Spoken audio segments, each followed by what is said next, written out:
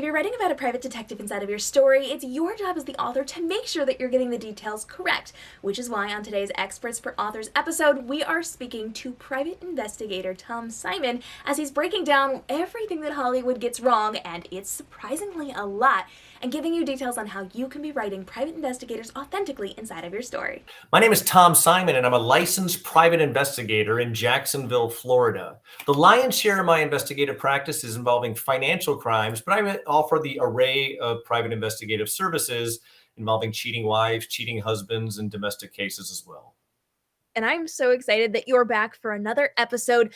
Tell me a little bit about what your life is like as a private investigator.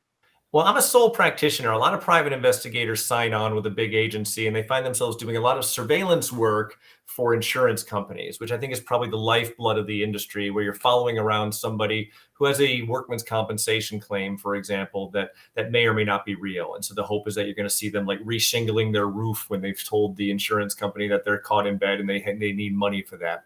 I've chosen to not go that route and kind of market myself as a sole practitioner to try to get clients in the door who have needs involving financial crimes, to include embezzlement or investment fraud.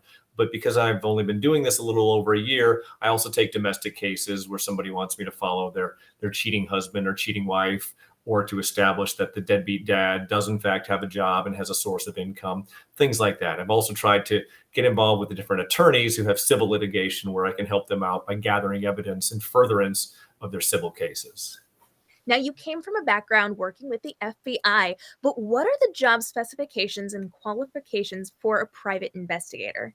Well, every state is different for a private investigator. The licensing is fairly strict in some states. In some states, there's no license needed at all. And so in the state of Florida, where I live, I had to go through and take a test to get a license as a private investigator. The fact that I was former law enforcement helped a lot, but I still needed to take a test about the laws and regulations in the state of Florida. I also needed to have my agency, which is called Simon Investigations, registered as an agency. So I have two licenses, right? One as a private investigator and one as the owner of a private investigative agency. And there's a third license in the state of Florida called a G license if I want to carry a gun on the job. And so I needed to obtain that license as well. And then it's a question of just getting clients in the door, which is probably the biggest challenge of the job. That makes a lot of sense. So how do you kind of advertise or market That's the yourself trick. It's as an something I probably investigator? spend way too much time doing. I've tried to leverage social media by creating content out there on LinkedIn, YouTube, Facebook, Instagram, and TikTok about the investigative field in hopes of attracting attention to bring clients in the door. I've also done my best to kind of connect with attorneys and big corporations in the state of Florida who may need my particular brand of help and are interested in hiring a former FBI special agent to conduct those investigations. And then I'm also paying a lot of money for Google ads. So when someone types in private investigator in my area, I pop up and I'm one of the top choices, and then my phone rings. And so those are kind of the main ways that I find myself marketing. And I think I know that a lot of authors and screenwriters watch your YouTube channel here. And I think that's what's missing a lot, is the idea that a private investigator is going to be spending probably as much time marketing their services and pushing it out there to try to get those clients in the door, as opposed to kind of just sitting back and having the clients knock on the door of like a smoke-filled office like you often see in these books. I wish that was the case. I wish people would come to my smoke-filled office. That sounds quite the interesting picture. Now, when you are out in the field and you're working with your clients, you're investigating your different things that you've been hired to do, how often are you working with or around or avoiding law enforcement? I'm hardly ever working with law enforcement anymore, but I think it's for surveillance, for example. I think anytime a private investigator is doing surveillance, they're an absolute idiot if they are not calling into the local police station and letting them know that, hey, I am on this street corner sitting in this car with this license plates. I'm a private investigator. I'm conducting an investigation right now, because everybody now has Ring doorbells and they're looking, their heads on a swivel. So if you're some creepy guy sitting in a car with blacked out windows in a neighborhood, you're going to get the cops called on you a million times. So a smart private investigator will reach out for the police and let them know that you're conducting that surveillance. And the cops will often send a patrol car by. They're not going to stop and interact with you, but but they're going to just make sure that you're there. They're going to ask for your license number on the phone, and so you be ready to provide that. And the police are always going to want to know if you have a gun on you, and which I always do. Okay. Very, very interesting. So, because we're on this conversation with cars with tinted windows and your weapons and whatever else you need, what do we need to know in terms of equipment that private investigators typically use? Again, depends on what your investigations are, right? I would love my investigations to be more solely forensic accounting based, where my weapon is an Excel spreadsheet. But when I'm out there in the field actually conducting surveillance, I have a camera. Usually my cell phone, iPhones are getting so good with their cameras now. I don't need like some giant long lens camera. I have a video camera, just a super cheap kind of camcorder. And what else do I have? Binoculars. I use that a lot. I often use the voice memos feature on my phone, but some people carry recorders with them because I'm driving by places and I'm always noting the license plates that are there. Like I'm going by a woman's house at 2 a.m. while her husband's out of town, and he wants to know what cars are going to be parked in the driveway at 2 a.m. Again, I'm driving down a dark street at 2 a.m. where I don't live. I don't have necessarily time to stop and like write down all the plates. So I use the voice recorder on my phone and dictate the license plates. And then I bring that home and put it into my magic database to find out who that car belongs to. Now, do you do your own transcription or do you use programs to transcribe those audio memos? Oh, I do all my own stuff. I don't have a big like deep bench or a Girl Friday working for me here. I'm a one-man shop, so I do it all myself. Now, because your job is so different day to day, what does a typical day kind of look like for you? Depends on what the client is. I find myself doing one thing I was not expecting when I began this venture a little over a year ago is the amount of cases that can be handled and the clients who can be serviced from the comfort of my own office here. I subscribe to some pretty advanced databases that are specific to licensed private investigators that allow me to run criminal histories, find people, find out what their assets are, what their cars are, what liens are on them, and things like that. So some people have questions where I'm trying to find my birth father or whatever, or a wife that I have, or a woman that I dated 20 years ago. I'll get that call. I could generally handle that on my database here, produce a report for it, and get that to the client within just a few hours, and get paid. And so that I really thought I would be doing a lot more kind of like knocking on doors. And so I have some new clients that have come in the door who want me to conduct some interviews. And so that'll be nice because I did a lot of that at the FBI, where I'm just going to be literally knocking on doors and showing my little private investigator license badge, and then interviewing them, and then producing reports for attorneys, embezzlement cases, and you're looking through financial records. I also provide expert witness testimony in court in a lot of these cases to talk about, I'm a financial crimes expert. So if there was a civil case where someone was suing someone who ripped them off money, I can draw that conclusion in court about the fact that this was in fact an embezzlement or a theft or a fraud. So you mentioned that there is a lot of paperwork involved with this. Do you determine what this paperwork looks like? And under your licensure, is there paperwork that you have to be submitting to whoever's in charge of that as well? Now, the state really doesn't review my paperwork. In theory, they have the right to audit me, but they just don't have the resources. In the state of Florida, I think there's something like 5,000 private investigators. So it doesn't make sense for them to come and review my case files. I mean, I have a locked file cabinet over there to keep stuff in if they ever wanted to. And my license is posted on the wall of my office. If they ever needed to see that, those are things which are regulated, but the idea of being audited seems unlikely. As far as paperwork goes, it's kind of up to me. I want to make sure my client has the paperwork they need, and so they understand that they're receiving value for their money, right? Someone can contact me and say, I need you to find my long lost stepsister who I haven't seen in 20 years. I could literally call them back and give them the stepsister's name and phone number. But I feel for the amount of money that I charge, and I'm kind of expensive, that it just feels more professional for me to create kind of an FBI style report that they have on my company letterhead, and make that my deliverable to the client. Other PIs may work very differently. I'm not really that tied into a lot of other PIs. I know a few guys in the industry, but I don't know. I like my clients to have paperwork just because that's how I was raised in the FBI, right? It's the idea of conducting an investigation and not documenting that somehow just feels wrong to me. It feels lazy and like I'm ripping someone off. I definitely agree with that as somebody who likes to give deliverables to my clients. I Yeah. feel like that's definitely something that's also good for record keeping and to prove that you have done what you've done and to make sure that they have that evidence in their hands as Yeah. well.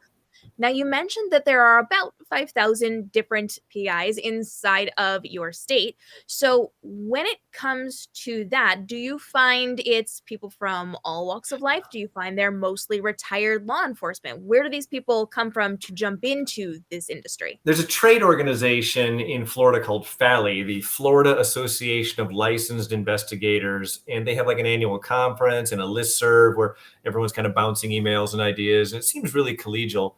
I don't know enough, and I haven't really seen a big enough sample size to find out where these people are coming from. I think a lot of them did come up in the industry, and that's clear. Okay. But a lot of them are former law enforcement. I think a lot of them, I think it's kind of like being a realtor, where a lot of them are just sort of dabblers who have a license, but they're not really doing much with it. And a lot of people like me are like have like walked away from another career, and it's this or starvation. And so they're out there like truly hustling and making and trying to work 40 plus hours a week and making their businesses work. And again, I think the people who are in bed with the insurance companies, the big agencies, are doing the best and the most work in kind of the most corporate like environment. That makes a lot of sense. And I like that it has that range that if you are going into this industry, you can kind of pick which area you want to work in. Yeah, I think, okay, so the bread and butter, there's God, this is so inside baseball, but I guess that's what your show's about. There's a referral service. There's a company called Bark. I'm giving away my big secret here, BARK. And so if you type in private investigator near me on Google, odds are you're going to end up seeing an ad for Bark, which to the naked eye, to the consumer, looks like a private investigative agency, but it's not a private investigative agency. It's a referral service that you fill out your information about, like, I'm looking for someone for I believe my wife is cheating on me. Can I have someone give me a call? Here's my name and phone number. You fill out like an information form, and then that gets blasted out to private investigators throughout the state. And then I would pay money to get that lead sent to me, to have basically their phone number and their email unlocked. And so it gives me an interesting sample, though, as far as and some of them are good leads, some of them are bad leads. But you get a really interesting sample as to what types of people are seeking private investigators. And the vast majority, I mean, and I'm talking like 10 to 1 of people who are going on the internet to find a private investigator is because they believe their significant other is cheating on them. And so it's like, if that's what you wanted to do for a living, is just do those types of domestic investigations, it would be like drinking from a fire hose. You would have nonstop. But I think a lot of the people, once they actually talk to you, they have, everybody seems to have really bad expectations about what you can do. Like, I'd like to tap her phone. I'd like to look into his bank records and stuff that a private investigator just legally and practically can't do. Mm-hmm. What you really could do is you could do spot checks. You could do surveillance. I can run databases to see if their car was spotted outside of Motel 6 by like a automated license plate reader. And so I give them the list of things. I tell them what my prices are. Most people have utter sticker shock about how much a private investigator is going to charge them. And then they just sort of go away. Some clients you get, some clients you don't get.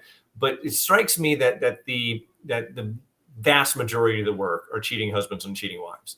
Nobody is hiring a private investigator to go like solve the murder because they think the police aren't doing enough. That just isn't it. It's the cornerstone of private eye fiction. And I got 3,000 books behind me to prove it, but that just doesn't happen. I wish I had more cases like that. Be way more interesting. I feel like that was very valuable information because a lot of us do think that private investigators do get hired for some of these higher end, really involved law enforcement guided conversations. And I feel like that is something we need to know to make sure we're avoiding those issues. Yeah, there's an author named Ed Mcbain. He wrote one of the most successful police procedural series of novels called the 87th Precinct series. His real name was Evan Hunter. And he wrote an essay that was the foreword to one of his books about the process of that. And he said that he wanted to write mysteries and he wanted to write a series of mysteries, but he never could really understand why private investigators, which were like the hot series at the time, were being hired to investigate murders. And he's absolutely right. So he created a series about police officers solving crimes, kind of a Hill Street Blues type of cast or Dragnet. And they're excellent books, and they have just such a real dose of realism. I love reading those books. And but he was so right about that. The idea that the idea of a private investigator investigating a murder, just so much needs to go wrong with the criminal justice system before a private investigator would have to be involved or even want to be involved. And the idea that they're going to have as many resources or better resources than the police or the FBI is preposterous. I mean, I'll do it. I'll take your money, investigate a murder, but I just don't know that it's a good use of anyone's time. That makes a lot of sense. I want to talk a little bit about privacy because I know when people work with lawyers, they tend to have a little bit of coverage. What in terms of privacy do you get when working with a private investigator? Well, there's no attorney-client privilege. And so I always need to make that clear to my clients, because often the first question is, if I tell you something, can I trust you with it? And I say, listen, I was an FBI agent for 26 years. And so keeping secrets are like my business. That's what I'm very good at, keeping secrets. However, if you're about to confess a murder to me and you want my help hiding the body and the police come to me, I don't have any privilege with you the way you would if you went to an attorney and say, I just killed somebody and I'd like you to help me kind of navigate the legal waters I may be walking into. That lawyer cannot go to the cops and say, my client just killed somebody. This guy's I'm scared to death of this guy. You can't do that when you're an attorney. It's a violation of your ethics. There's no attorney-client privilege. However, there's a big caveat to that I find myself using a lot. If someone wants to hire me, I'll often have them basically hire me through their attorney, which then makes my work product covered by that attorney-client privilege. I just landed a big client yesterday I funneled him through his own attorney because there's it involves a civil lawsuit.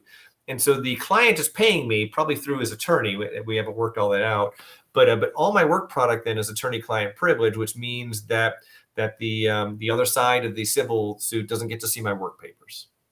I love that. And that's a really good thing to be writing into our stories. Yeah. So on that note, let's talk about what the entertainment industry gets wrong about private investigators.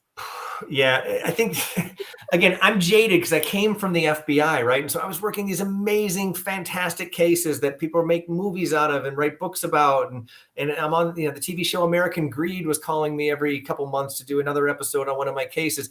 And then I find myself leaving that world and going into this boring world of private investigations. And so the idea that all these fascinating cases are landing on the desk of private investigators, I'm just not seeing that. It's usually a civil lawsuit of some kind, or some rich guy who thinks that his dad wasn't in his sound mind when he wrote the will and to give the sister more money than the brother, and I need to go figure out all the witnesses to the will, and did dad really sign this? And so it's really small ball stuff.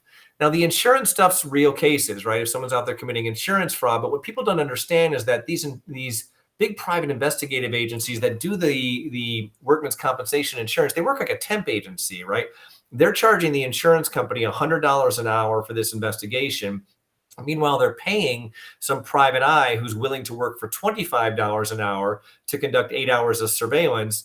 And so the private investigative firm is really just kind of keeping $75 an hour to cover their overhead. And so they're just working like a temp agency. So the financial structure of that is the private eye is really getting screwed. I mean, they don't have to do any of the marketing, which is nice, but they're topping out at $25 an hour, which isn't a ton of money today. I mean, you can make that but again, it depends what your background is. I guess some of those people find it very fulfilling. So I don't want to look down my nose at them.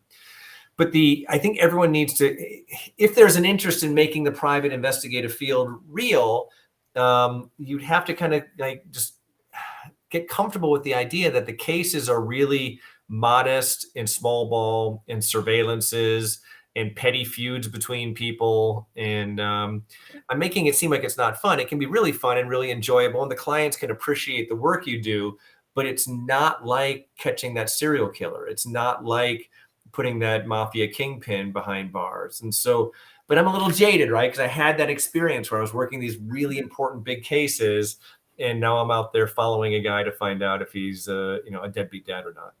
Sure. So realistically, how practical is it to take on multiple cases at once? Do you typically take on several? Do you have a lot? Do you just kind of do one at a time? What does that look like?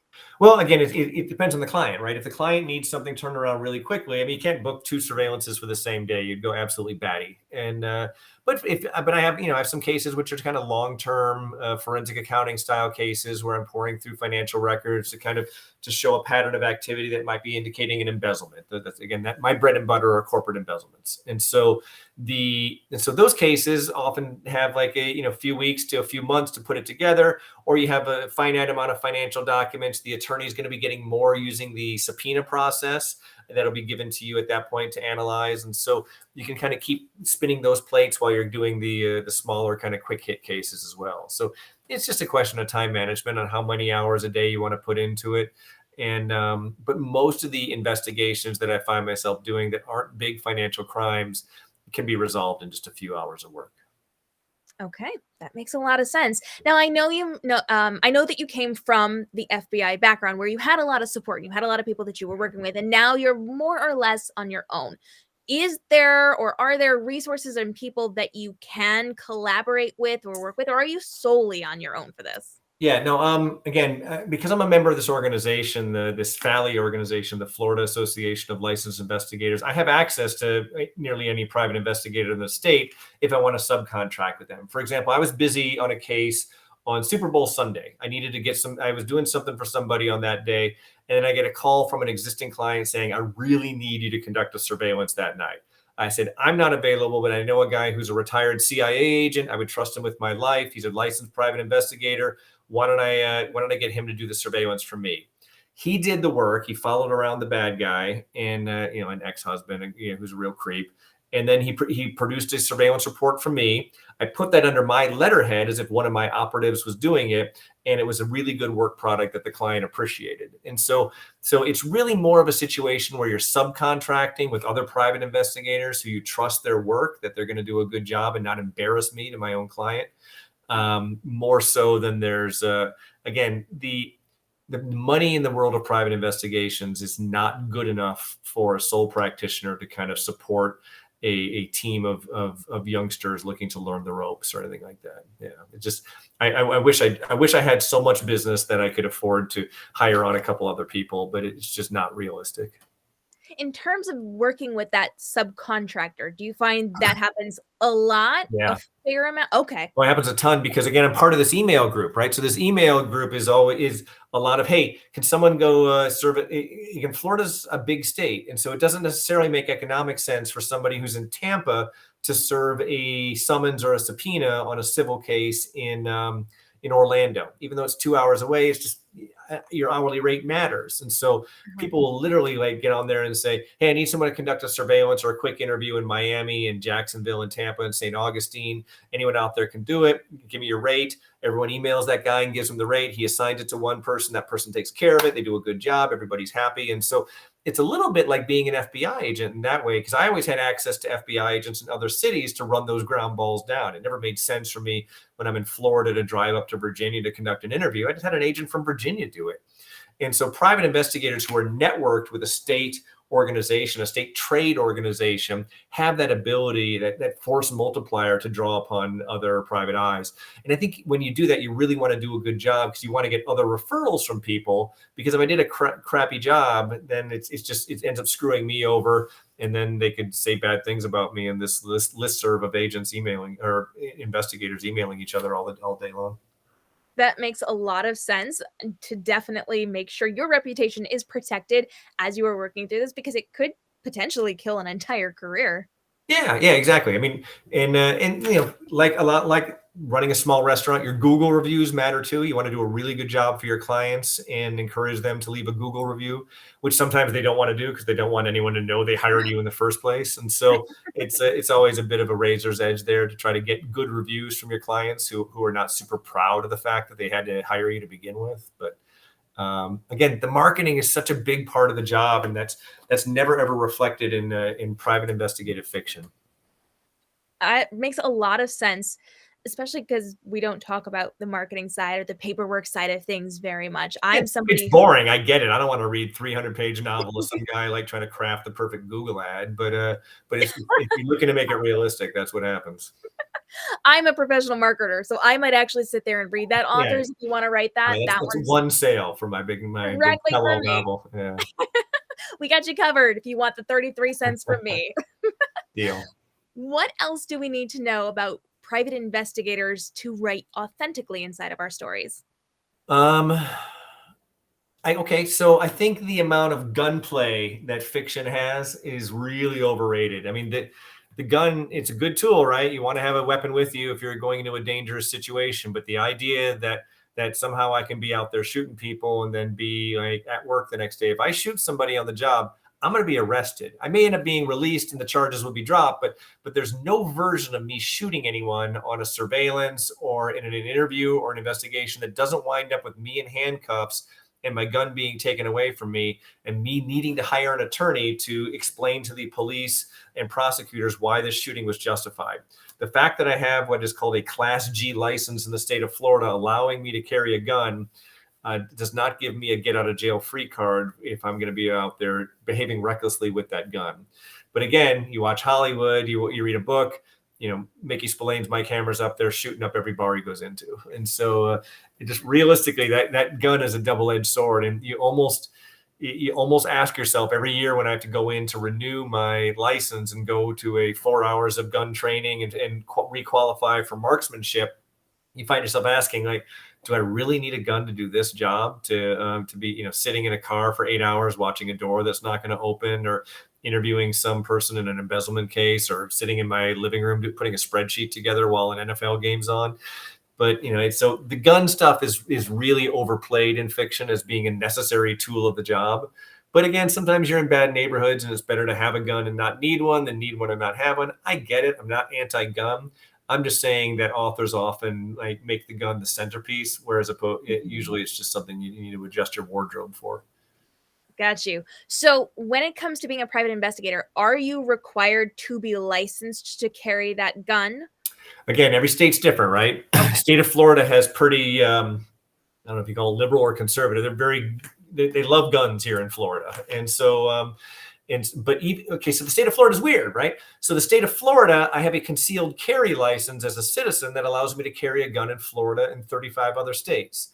As a former FBI agent, House Resolution 218 allows me to carry a gun in all 50 states concealed. Neither of those two laws allows me to carry a gun as a private investigator. I need a Class G license, which means I need to go in for a bunch of training and then retraining every year and then qualify to make sure I can actually hit a target when I point the gun at it and pull the trigger.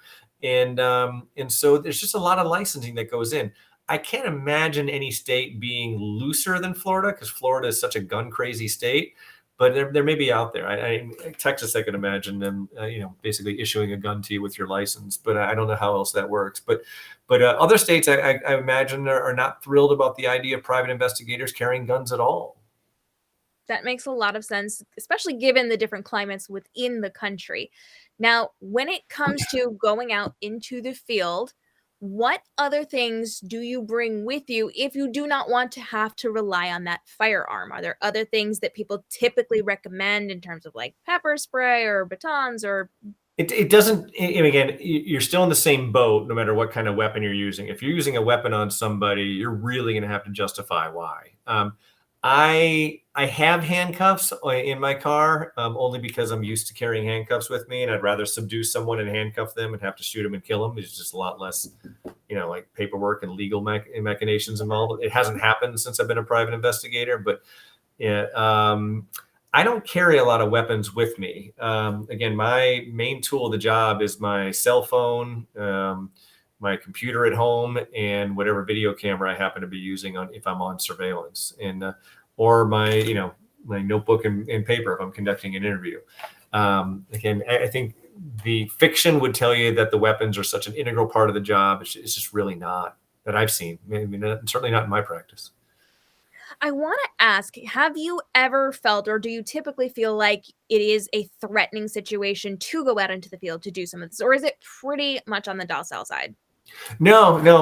Neighbors are not thrilled. Like, so neighbors may call the cops on you, but they may also come up and knock on your window when you're on surveillance.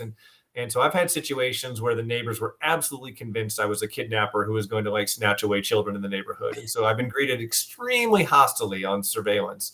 And so I need to sweet talk my way out of those situations. And so that's the danger, is that you're in a neighborhood, you're watching a house who's probably like a beloved member of the neighborhood. You can't tell them what you're doing, right? I can't say, no, I'm a private investigator. I'm watching that house right now because I believe that guy's cheating on his wife. I mean, that's going to blow the case. And so you need to have some kind of cover story as to why you're there. A cover for action, we called it at the FBI. And, some nonsense story as to why you're in the neighborhood sitting there. But yeah, I mean, those neighbors could have very easily just assumed I was some sort of a child molester and dragged me out of the car and beat me to death. I mean, it gets that heated sometimes because people are very protective of their neighborhoods, understandably so. Oh, yeah, absolutely. So when it comes to those cover stories, do you have a bank of cover stories that you can typically draw from? Do you figure it out on the day, or do you just make it up as you go? I'm going to give it away. So I have one cover story that I go to all the time. And I did this when I was an FBI agent also. I tell them I'm a private investigator. I show them my dime store badge and my business card, and they know that. And I show them the picture of it. I have a wanted poster of a child molester from the FBI website. And I said, I received a tip that this child molester was seen in the neighborhood. It's probably nothing. We get a lot of these calls, but me and some other private investigators in the area are just canvassing the neighborhood to see if we see this guy's van in the neighborhood. And at that point, the temperature lowers, and they're just concerned, like, do you really think this guy's in the neighborhood? I said, no, we get these calls all the time, and it's nearly always nothing, but we want to make sure the kids in the neighborhood are kept safe. It's a lie. I'm lying to this person. It's not a good thing to do ethically. However, if I do see that child molester in the neighborhood, I'm going to take action. So my conscience is somewhat clear there. And I just am not allowed to tell them the truth. It does not serve anyone's interest to have me explain that I'm watching that neighbor over there because I believe that he stole a truckload of televisions from the Best Buy, and I've been hired by the insurance company for the Best Buy to see if he's has a bunch of televisions in his garage or something like that. You can't tell them the truth, and so you have to come up with a story. And I think the cover story that you're there to protect children in the neighborhood is one that often garners enough sympathy that I'm not proud of it though, because it's a slimy thing to do, but it's a slimy industry I'm in now. It really is just a slimy industry. Do you feel like there's anything else we need to know in terms of why it's slimy, or in terms of things that we get wrong before we sign off today? There's the issue of reciprocity. I'm licensed in the state of Florida. Florida has a deal with 6 or 7 other states that allow me to practice if I needed to go fly to another state.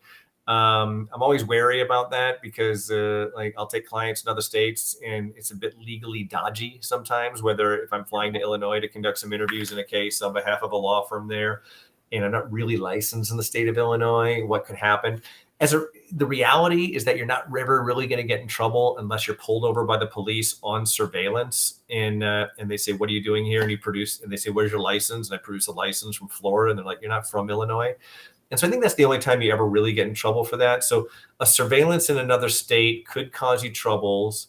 You get pulled over by the police a lot. And so having your private investigative license handy, the police are generally pretty forgiving about that. They understand that you're just trying to do your job, and your job is tangentially associated to their job.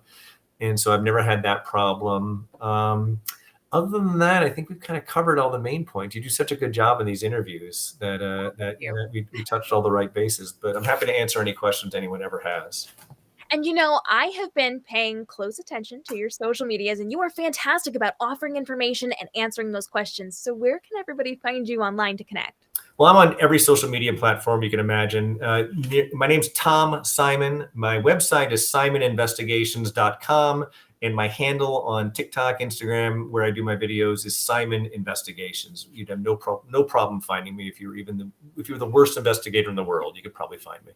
If you enjoyed this episode, make sure you hit that subscribe and notification bell, because Tom has another episode all about his former life as an FBI special agent, and we have a full series of experts for authors, everything from lawyers to molecular anthropologists to SWAT breachers and detectives to airline captains and aquatic experts, and you do not want to miss out on these incredibly highly value-packed episodes.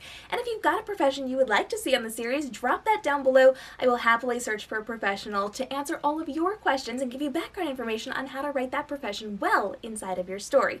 And be sure to follow along for daily videos on how you can navigate the publishing industry, the book community, and grow your platforms inside of the book world to create more profit inside of what you're doing without spending a ton of time and effort and stress on creating that content to grow. I'll see you in the next episode.